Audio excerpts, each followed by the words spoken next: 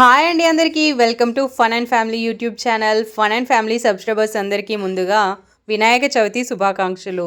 ఏ శుభకార్యమైనా విఘ్నం లేకుండా జరగాలంటే మనం ముందుగా కొలిచేది వినాయకున్నే కదా.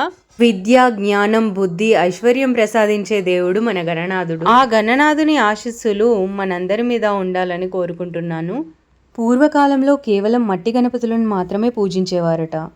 కానీ ఇప్పుడు ఎక్కువగా ప్లాస్టర్ ఆఫ్ ప్యారిస్ వాడుతున్నారు. అది నీటి కాలుష్యానికి దారితీస్తుంది, జలచరాలకు హానికరం మరియు ప్రాణాంతకం. మా వంతుగా మేము పర్యావరణానికి హాని చేయని మట్టి గణపతినే పూజిస్తున్నాము. చైనీ, మనం ఎవ్రీ ఇయర్ మట్టి వినాయకుడిని ఎందుకు పెట్టుకుంటున్నాము?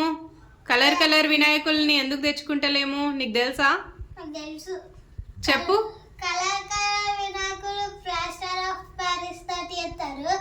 మనం అది నదిలలో డ్యామ్స్లలో అయితే ఫిష్లన్నీ చచ్చిపోతాయి.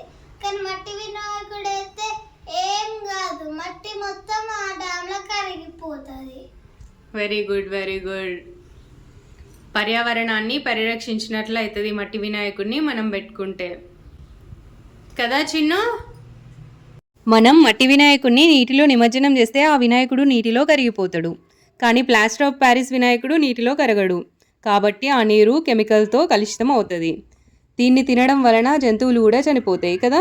ఇవన్నీ నష్టాలు మనం పర్యావరణానికి జరగకుండా మట్టి గణపతిని తెచ్చుకుంటున్నాం ఎవ్రీ ఇయర్ కదా.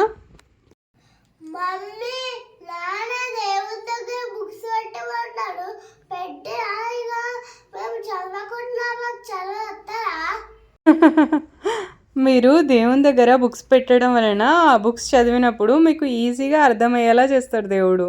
ఇంకా మీ టీచర్ చెప్పేది మీరు శ్రద్ధగా విన్నప్పుడు మీకు ఎగ్జామ్స్లో మంచి మార్క్స్ వచ్చేలా చేస్తాడు.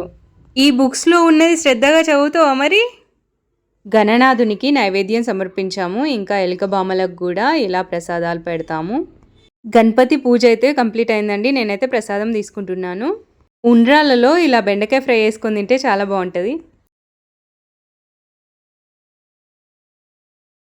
ఈరోజు మా స్పెషల్స్ వచ్చేసి బెల్లపన్నము, పెరుగన్నము, మునగాయ బచ్చలి కూర, బెండకాయ ఫ్రై, ఉండ్రాళ్ళు, కుడుములు కూడా చేశాను. మీ ఇంట్లో గణపతి పూజ ఎలా జరిగింది?